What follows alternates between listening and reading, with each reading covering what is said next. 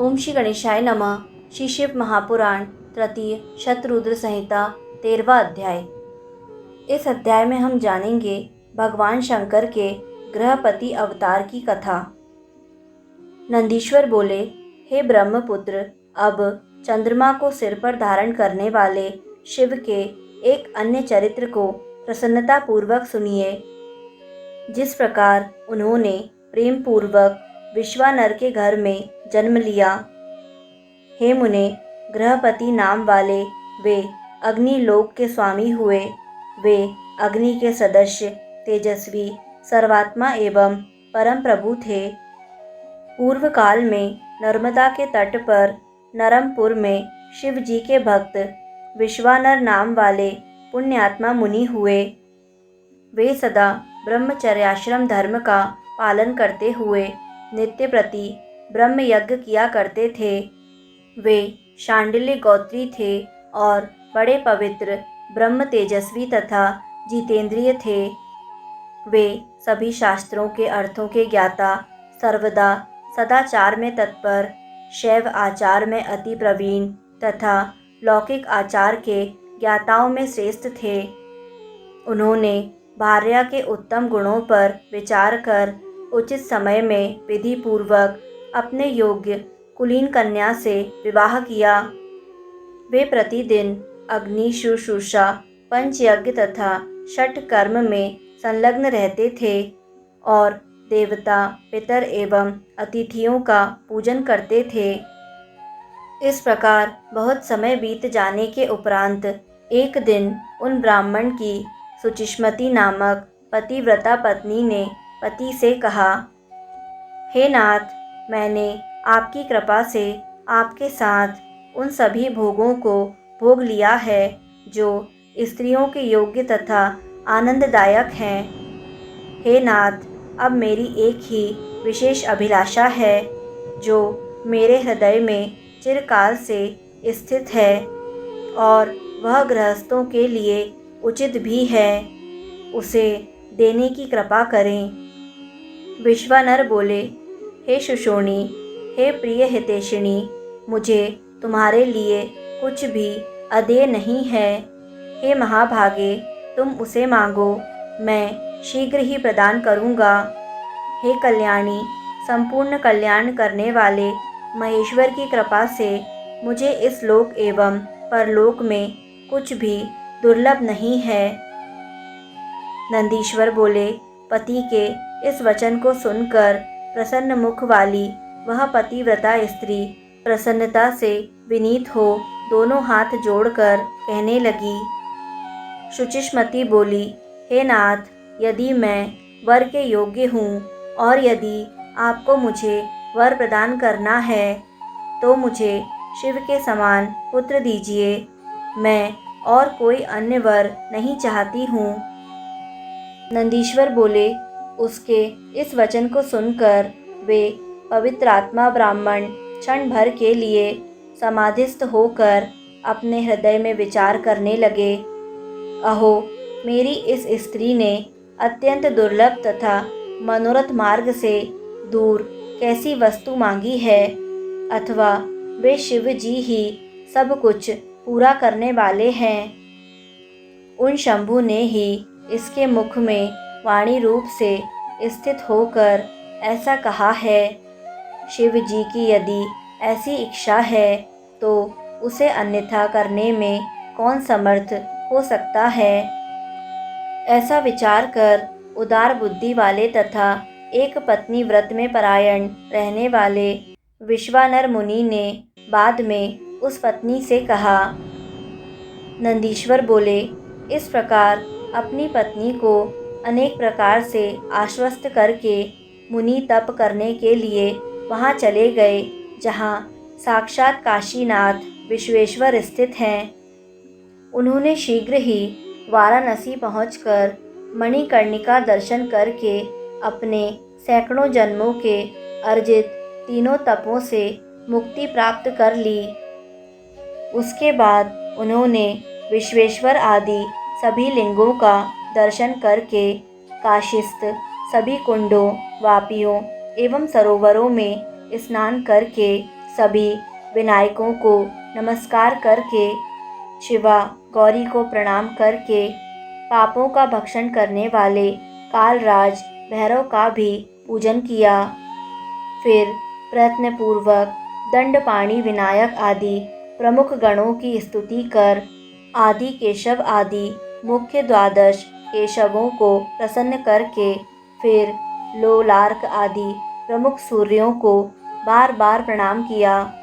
पुनः सभी तीर्थों में समाहित चित्त होकर पिंडदान करके हजारों प्रकार के भोजन आदि से मुनियों तथा ब्राह्मणों को संतुष्ट कर महापूजोपचार से भक्तिपूर्वक अनेक लिंगों का पूजन करके वे बार बार विचार करने लगे कि शीघ्र ही सिद्धि प्रदान करने वाला कौन सा लिंग है जहाँ पुत्र की कामना से मेरा तप सफल होगा।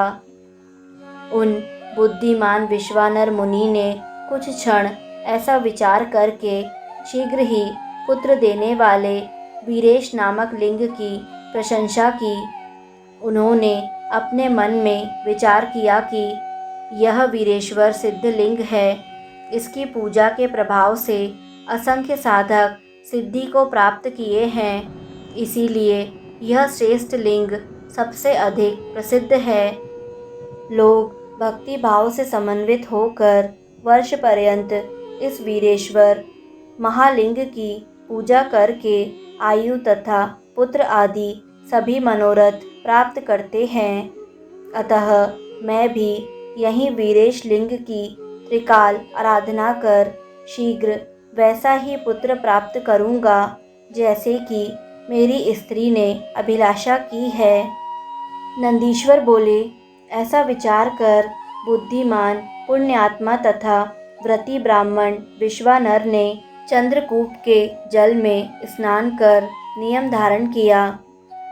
उन्होंने 1 मास पर्यंत दिन में एकाहार, 1 मास पर्यंत रात्रि में एकाहार, 1 मास पर्यंत अयाचित आहार, पुनः 1 मास तक निराहार रहकर तप किया। वे 1 महीने तक दूध पीकर, 1 महीने तक शाक फल खाकर, 1 महीने तक मुट्ठी भर तिल खाकर और 1 महीने पानी पीकर रहे। वे 1 महीने तक पंचगव्य पीकर, 1 मास तक चांद्रायण व्रत कर, 1 मास तक कुशाग्र का जल पीकर, पुनः 1 महीने वायु भक्षण कर रहने लगे। उत्तम वीरेश्वर लिंग की भक्ति पूर्वक पूजा करते हुए इस प्रकार उन्होंने 1 वर्ष तक अद्भुत तप किया। उसके बाद 13वें महीने में गंगा के जल में प्रातःकाल स्नान कर ज्यों ही वे ब्राह्मण वीरेश्वर की ओर आए, उसी समय उन तपोधन ने वीरेश्वर लिंग के मध्य में विभूति से विभूषित 8 वर्ष की आकृति वाले एक बालक को देखा। उस बालक की आंखें कानों तक फैली हुई थीं, उसके ओंठ गहरे लाल थे, मस्तक पर अत्यंत पिंगल वर्ण की जटा शोभा पा रही थी। वह नग्न तथा प्रसन्न मुख था और बालोचित वेशभूषा तथा चिता का भस्म धारण किए हुए श्रुति के सूक्तों का पाठ करता हुआ लीलापूर्वक हंस रहा था। उसे देखकर आनंदित होकर रोमांचयुक्त विश्वानर मुनि ने बार बार हृदय से नमोस्तु कहकर प्रणाम किया। तदंतर विश्वानर मुनि कृतार्थ होकर अभिलाषा पूर्ण करने वाले 8 पद्यों से बालक रूपधारी परमानंद स्वरूप शिव की स्तुति करने लगे। विश्वानर बोले, यह सब कुछ एक अद्वितीय ब्रह्म ही है, वही सत्य है, वही सत्य है। सर्वत्र उस ब्रह्म के अतिरिक्त कुछ भी नहीं है। वह ब्रह्म एकमात्र ही है और दूसरा कोई नहीं है। इसीलिए मैं एकमात्र आप महेश्वर की शरण प्राप्त करता हूँ। हे शंभो, एक आप ही सबका सजन करने वाले तथा हरण करने वाले हैं। आप रूप विहीन होकर भी अनेक रूपों में एक रूप वाले हैं। जैसे आत्मधर्म एक होता हुआ भी अनेक रूप वाला है, इसीलिए मैं आप महेश्वर को छोड़कर किसी अन्य की शरण नहीं प्राप्त करना चाहता हूँ। जिस प्रकार रस्सी में सांप, सीपी में चांदी और मृगमरीचिका में जल प्रवाह मिथ्या भासित होता है, उसी प्रकार आप में यह सारा प्रपंच भासित हो रहा है, जिसके जान लेने पर इस प्रपंच का मिथ्या तत्व भली भांति ज्ञात हो जाता है। मैं उन महेश्वर की शरण प्राप्त करता हूँ। हे शंभो, जिस प्रकार जल में शीतलता, अग्नि में दाहकता, सूर्य में ताप, चंद्रमा में आह्लादकत्व, पुष्प में गंध एवं दुग्ध में घृत व्याप्त रहता है, उसी प्रकार सर्वत्र आप ही व्याप्त हैं। अतः मैं आपकी शरण प्राप्त करता हूँ। हे प्रभु, आप कानों के बिना सुनते हैं, नाक के बिना सूंघते हैं, बिना पैर के दूर से आते हैं, बिना आँख के देखते हैं और बिना जीवा के रस ग्रहण करते हैं। अतः आपको भली भांति कौन जान सकता है। इस प्रकार मैं आपकी शरण प्राप्त करता हूँ। हे ईश, आपको न साक्षात वेद, न विष्णु, न सर्वसृष्टा ब्रह्मा, न योगींद्र और न तो इंद्र आदि देवगण ही जान सकते हैं। केवल भक्त ही आपको जान पाता है। अतः मैं आपकी शरण प्राप्त करता हूँ। हे ईश, आपका ना तो गोत्र है, न जन्म है, न आपका नाम है, न आपका रूप है, न शील है एवं न देश। ऐसा होते हुए भी आप तीनों लोकों के स्वामी हैं और आप समस्त मनोरथों को पूर्ण करते हैं। अतः मैं आपका भजन करता हूँ। हे काम शत्रु, सब कुछ आपसे है और आप ही सब कुछ हैं। आप पार्वती पति हैं, आप दिगंबर एवं अत्यंत शांत हैं, आप वृद्ध, युवा और बालक हैं। कौन ऐसा पदार्थ है जो आप नहीं हैं। अतः मैं आपको नमस्कार करता हूँ। नंदीश्वर बोले, इस प्रकार स्तुति कर हाथ जोड़े हुए वे ब्राह्मण जब तक पृथ्वी पर गिरते, तब तक वह बालक वृद्धों के भी वृद्ध पुरातन पुरुष के रूप में अत्यंत प्रसन्न होकर ब्राह्मण से कहने लगा। बालक बोला, हे विश्वानर, हे मुनि श्रेष्ठ, हे ब्राह्मण, आपने आज मुझे अत्यंत संतुष्ट कर दिया। अतः आप प्रसन्न चित्त होकर उत्तम वर मांगिए। तब मुनियों में श्रेष्ठ वे विश्वानर मुनि प्रसन्न चित्त हो उठकर बालक रूपी शिव जी से कहने लगे। विश्वानर बोले, हे महेश्वर, आप तो सर्वज्ञ हैं, अतः आपसे कौन ऐसी बात है जो छिपी रह सकती है। हे प्रभु, आप सर्वांतरात्मा, भगवान, सर्व तथा सब कुछ प्रदान करने वाले हैं। दीनता प्रकट करने वाली याचना के लिए मुझे नियुक्त करके आप मुझसे क्या कहलाना चाहते हैं। हे महेशान, ऐसा जानकर आप जैसा चाहते हैं वैसा करें।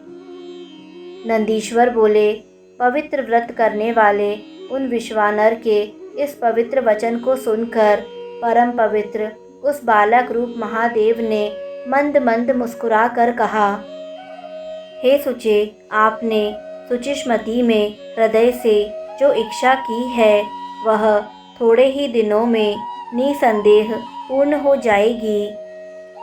हे महामते, मैं शुचिष्मति के गर्भ से आपके पुत्र रूप में जन्म लूँगा और शुद्ध आत्मा तथा सभी देवताओं को प्रिय मैं गृहपति नाम से प्रसिद्ध होऊंगा। आपके द्वारा कहा गया यह पवित्र अभिलाषा अष्टक स्तोत्र 1 वर्ष पर्यंत तीनों काल में शिव की सन्निधि में पढ़ते रहने पर मनुष्य को संपूर्ण कामनाओं को देने वाला होगा। इस स्तोत्र का पाठ पुत्र, पौत्र, धन प्रदान करने वाला, सभी प्रकार की शांति करने वाला तथा संपूर्ण आपत्तियों का विनाश करने वाला है और यह स्वर्ग, मोक्ष तथा संपत्ति देने वाला है। इसमें संशय नहीं है। यह स्तोत्र अकेला ही सभी स्तोत्रों के तुल्य है तथा संपूर्ण कामनाओं को प्रदान करने वाला है।